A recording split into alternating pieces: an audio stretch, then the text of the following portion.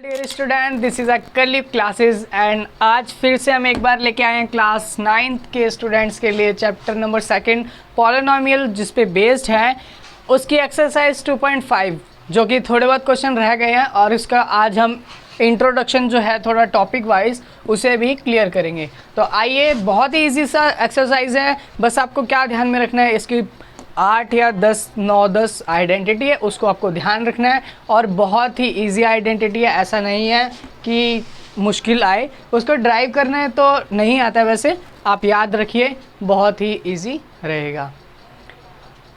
तो याद रखने से ये रहेगा कि आपको जैसे ही आपको क्वेश्चन दिखेगा तो आप उसमें फॉर्मूला पुट करेंगे और आंसर निकाल लेंगे। तो आइए देखते हैं क्या इसमें टॉपिक है।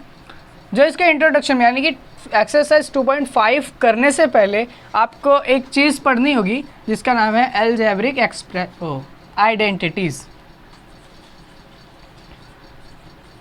अलजेब्रिक आइडेंटिटीज़ इसमें क्या है, हिंदी में इसको बीजीय सर्वसमीकाएं कहते हैं।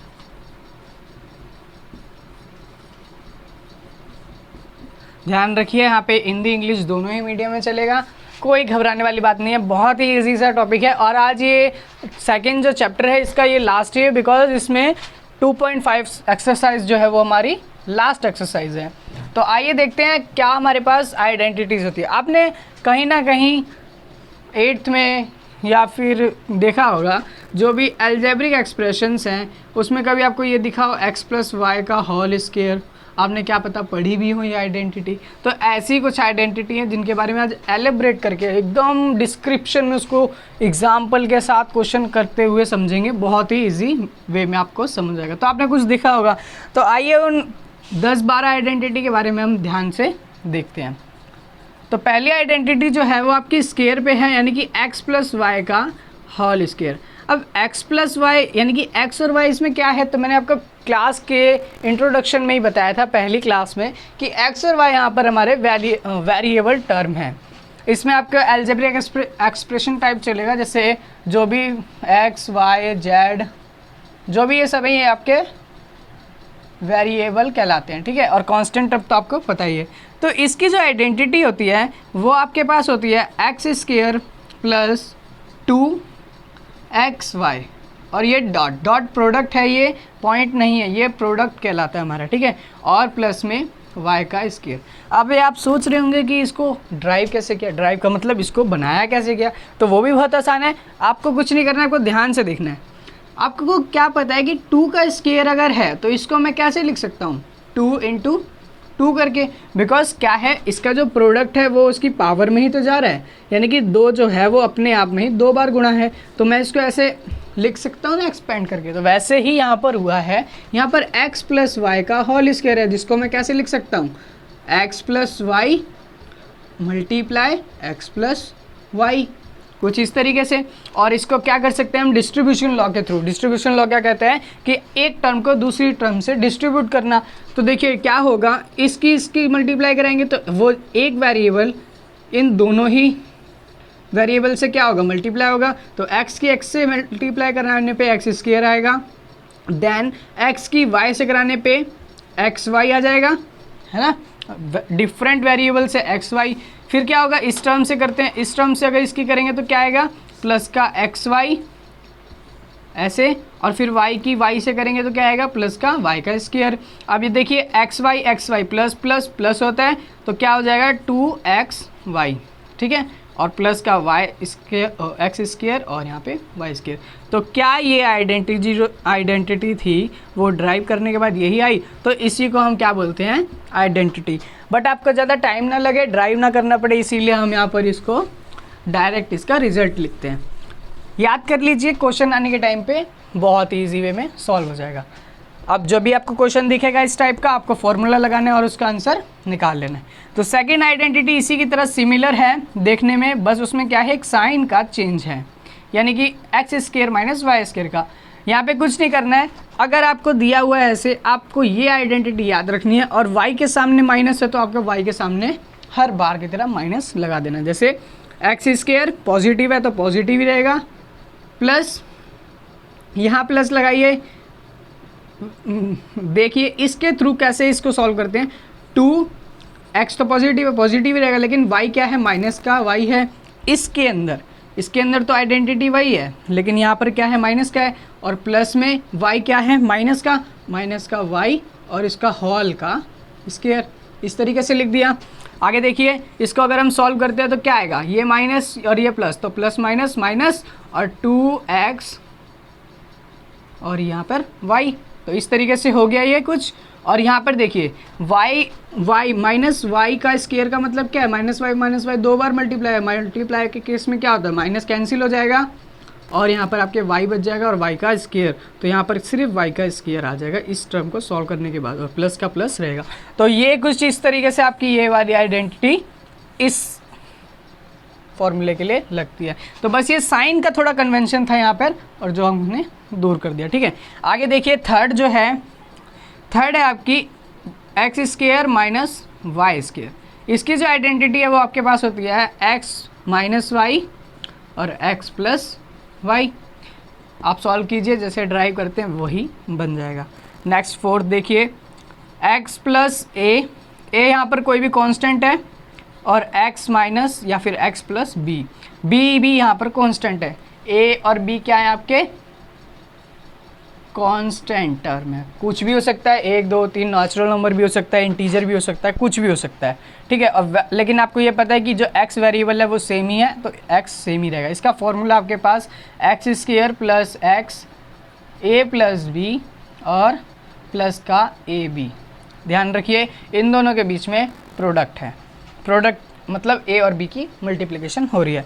आगे देखते हैं हम अपनी फिफ्थ आइडेंटिटी को, सिक्स्थ आइडेंटिटी को।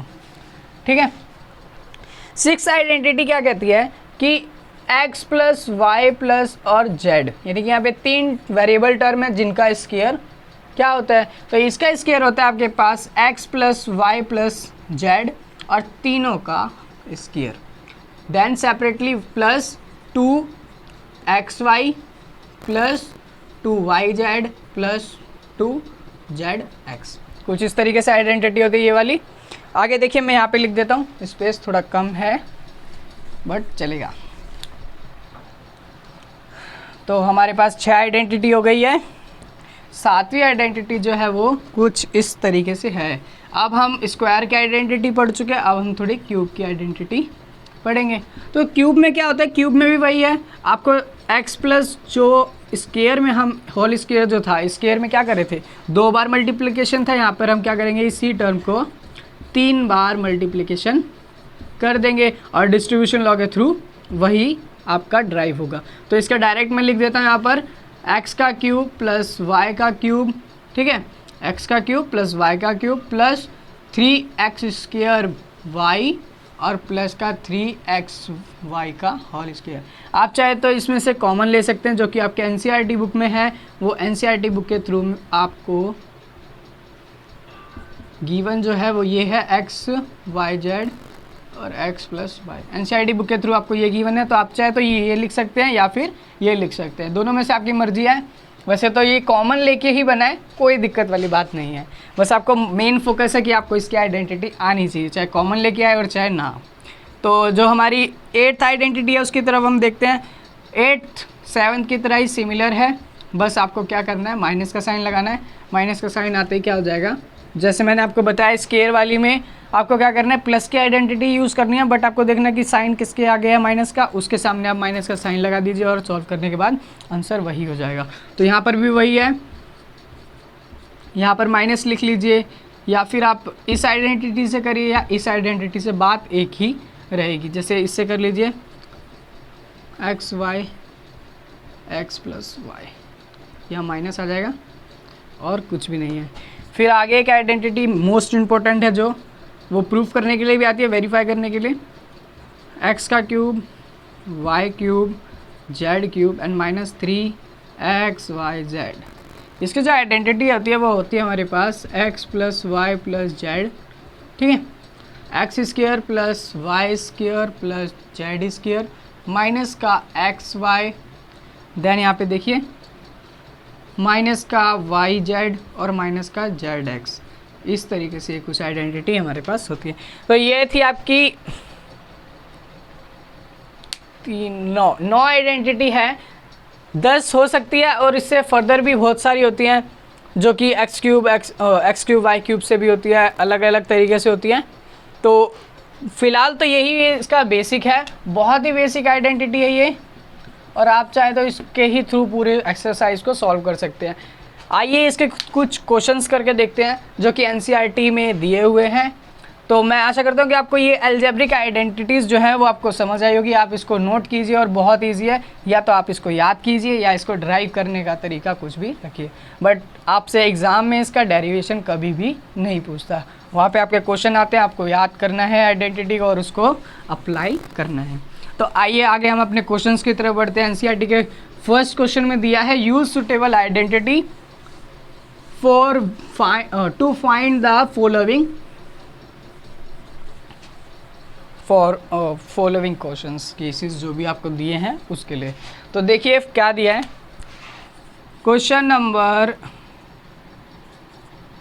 फर्स्ट के अंदर यूज सुटेबल आइडेंटिटी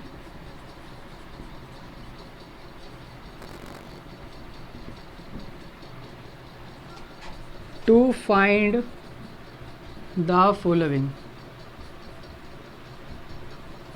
ठीक है, तो फर्स्ट जो है वो उसका है x+4 और x+10, इसी तरीके से या कुछ। तो आप ध्यान से देखिए, बहुत इजी है, आपको तो ये याद आ रही होगी कि मैंने आइडेंटिटी ऐसी लिखवाई है आपको।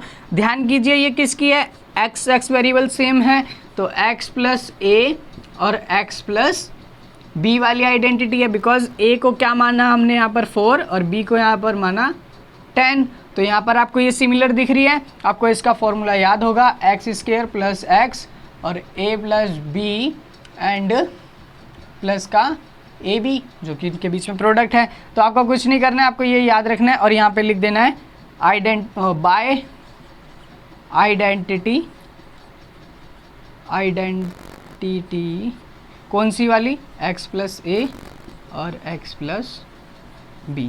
और चाहे तो आप यहाँ पे ये चीज़ जो है यहाँ पे लिख सकते हैं। देन आप इसको सॉल्व कीजिए, कैसे करेंगे, इसको लिखिए x+4 और x+10, कुछ इसी तरीके से लिखना है, कुछ भी चेंज नहीं करना है। आप चाहे तो अलग सेपरेटली करके इसको गैपिंग में कर सकते हैं, बट तरीका यही रहेगा सॉल्व करने का। तो आपको पता है इसकी आइडेंटिटी क्या होती है, x² तो x² ही रहेगा, प्लस में x ही रहेगा, वेरिएबल है।